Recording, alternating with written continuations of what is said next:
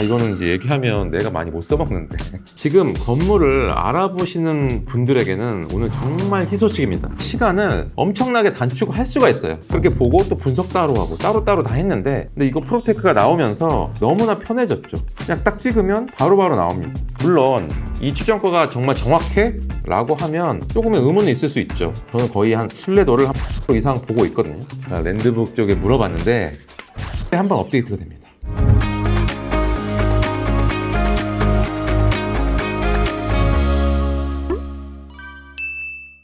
네, 안녕하세요. 돈깨비입니다. 지금 건물을 알아보시는 분들에게는 오늘 정말 희소식입니다. 오늘 이 기능만 알아도 내가 건물을 찾는데 시간을 엄청나게 단축할 수가 있어요. 프롭테크 얘기인데, 제가 아주 좋아하는 프롭테크가 있는데 그게 이제 이번에 업데이트가 되면서 물건을 지도 기반으로 효율적으로 잘 찾을 수 있는 기능들이 있어가지고 그걸 오늘 소개를 시켜드리려고 합니다. 밤마다 네이버 부동산, 그리고 부동산 서브 각각 들어가서 이게 건물이 싼 거야 좋은 거야 이렇게 고민만 하다가 그렇게 보고 또 분석 따로 하고 따로따로 다 했는데 이제 한 번에 모든 거를 해결할 수 있습니다. 네, 한번 따라와 보십시오. 네, 여기 이제 화면에 이제 보시면 랜드북이라고 하는 프롭테크인데 제가 한번 들어가 볼게요. 이거는 제가 영상이나 뭐 강의에서 상당히 많이 얘기하는 프롭테크예요. 저도 제일 많이 쓰고 있고, 여기에 가장 장점은 건물을 지도 기반으로 딱 찍었을 때 최근에 거래된 실거래가도 나오고, 그리고 추정가라고 해서 이 건물 주변의 실거래가, 건물 관련된 빅데이터, 공시지가라든지 이런 것들을 계산해 가지고 AI가 빅데이터를 활용해서 추정가를 알려줍니다. 이게 예전에는 건물을 받으면 은행에서 감정평가, 탁상감정 이런 걸 받았어야 됐어요. 그러다 보니까 은행도 이게 비용이 들다 보니까 확실한 계약건이 아니면 안 해줬습니다. 근데 이거 프로테크가 나오면서 너무나 편해졌죠. 그냥 딱 찍으면 바로바로 나옵니다. 추정가는 45억, 평당 6,900 찍으면 추정가는 46억, 평당 7,000. 물론 이 추정가가 정말 정확해? 라고 하면 조금의 의문이 있을 수 있죠. 제가 벌써 단연간 이걸 써왔는데 추정가가 매매가보다 높은 경우, 특히 10% 이상 높은 경우가 있거든요. 이런 경우에는 대부분 매매가 정도 감정평가가 거의 다 나왔습니다. 저는 거의 한 신뢰도를 한 80% 이상 보고 있거든요. 그래서 매번 이거 공부하기에도 너무 좋고, 매물 찾아서 이거 정말 싼 거야 비싼 거야를 확인하기가 너무 좋아요. 그러니까 예를 들면 이런 거예요. 자, 일단 네이버에 들어가면 한번 찾아볼게요. 20억으로 딱 하면 특정역에서 요 건물이 이제 19억으로 3개가 나왔네요. 3개 나왔는데 이게 19억이구나, 18억 9천에서 19억 이렇게 됐구나 라고 보고, 이게 비싼지 안 비싼지 알 수가 없기 때문에 여기 랜드북 들어가서 거기를 찾아갔습니다. 이렇게 주소를 바로 또 검색이 안 돼갖고 이런 식으로 여기 이 건물이네. 딱 클릭을 하면 17억, 그죠? 얘는 19억이에요 19억에 나왔는데 얘는 추정가를 했더니 17억이래요 이렇게 참고를 할 수 있는 거예요. 근데 랜드북이 추정가를 조금 낮게 좀 알려주는 경향이 있어요. 너무 높게 하면 이거 너무 안 맞는다 하는 경우들이 많고, 이게 높아가지고 이걸 보고 그냥 덜컥 샀는데 대출이 잘 안 나오는 경우도 있거든요. 그래서 조금은 보수적이에요. 그러다 보니까 추정가가 되게 높잖아요. 내가 살려는 게 20억인데 추정가가 23억, 4억 나오죠. 그런 경우에는 매매가만큼 충분히 감정평가가 나옵니다. 그걸 좀 활용하는 거예요. 옛날에 이렇게 2번에 걸쳐서 작업을 했어요. 그런데 뭐가 바뀌었냐면 랜드북에서 네이버 부동산, 그리고 부동산 서브, 거기에 있는 물건들, 그리고 랜드북 안에 올려준 물건까지 다 끄집어서 이 지도 안에 물건을 다 볼 수 있게 만들었어요. 그러니까 옛날에는 랜드북에 있는 계속 안 나가고 계속 남아있는 물건들만 있었거든요. 근데 최근에 한 달, 2달 만에 물건이 너무 많이 생긴 거예요. 이제 랜드북에 물어봤어요. 그랬더니 아니나 다를까 네이버 부동산이랑 기타 여러 가지 플랫폼에 있는 물건들을 다 가지고 와서 보여준다는 겁니다. 그럼 뭐가 좋을까요?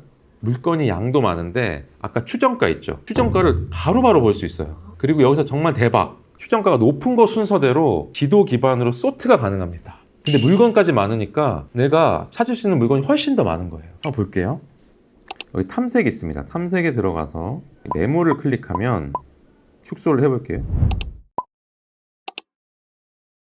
자, 이 지도 안에서 지금 5.6억짜리 건물이 있어요. 피디님 이거 살까요? 좋을 것 같아요. 80% 대출받는다고 하고 30% 현금 있다고 하면은 한 2억 안 되겠네, 그죠? 10만 원 받자고요. 예, 그러면 보면 이제 클릭을 해볼게요. 자, 이 건물입니다. 이 건물은 추정가가 6억 9천이에요. 그럼 평당 4,300이란 얘기거든요. 근데 매매가는 5억 6천에 나왔다고 합니다. 그리고 나온 지 얼마 됐어요? 한 달 됐어요. 근데 보면 상수역에서 몇 분? 2분, 3분?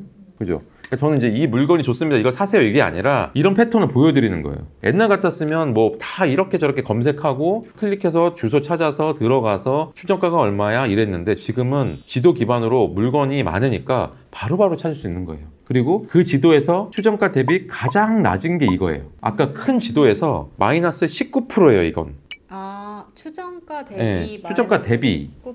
예. 그럼 근 7억인데 5억 6천에 나왔다는 얘기예요. 그럼 제가 봤을 때 이거는 간평 넣잖아요. 거의 5억 6천이 간평이 다 나올 거고, 이게 실제로는 더 높기 때문에 5억 6천의 80% 대출은 거의 90% 이상 나온다고 보면 됩니다. 이해되나요? 그러면 우와, 이거 뭐야, 한 2억도 안 되면 살 수 있네, 그죠? 그래서 물건이 많은 데다가 이렇게 좋은 기능들이 있다 보니까 물건을 찾기가 훨씬 빨라졌어요. 물론 이제 소액이다 보니까 단점들이 당연히 있죠. 단점이 뭐 길이 좁고 이런데, 자 보면 요 건물입니다, 요 건물. 예. 이게 지금 나와 있는 물건에 좀 조심스럽긴 한데 여러 가지 상황을 봐야겠지만, 건물 정보를 들어가, 이게 땅이 16평이고 평당 3,500입니다. 그러면 서울에 상수역에서 한 2, 3분 거리인데 평당 3,500이래요. 상당히 메리트 있는 금액이거든요. 그리고 여기 가보면 또 좋은 거는 땅에 토지 면적이 있고 건물 정보가 있습니다. 건물 정보. 1층 단층이고 7.8평을 쓸 수 있어요. 그러면 내가 만약에 한 10평 이내로 뭔가 할 수 있다, 개인으로 받을 수 있는 샵을 하거나 예약제로 하거나, 이런 분들은 또 잠깐 손을 대가지고 진행을 또 할 수 있는 부분이에요. 물론 주택이니까 용도 변경이나 여러 가지 이슈가 있겠지만 이렇게 물건을 빨리빨리 찾을 수 있다는 얘기거든요. 그러니까 이 추정가의 신뢰도가 중요한 거죠. 근데 제가 그냥 봐도 평당 3,500이잖아요. 이 동네에 3,000대가 있기가 사실 어렵습니다. 최근 3년 실거래가 따져봐도 평당 3,000에 나간 게 거의 없을 거예요. 대부분은 네이버 부동산을 온라인으로 찾을 때에는 많이 보는데, 랜드북은 사실 많이 안 봐요.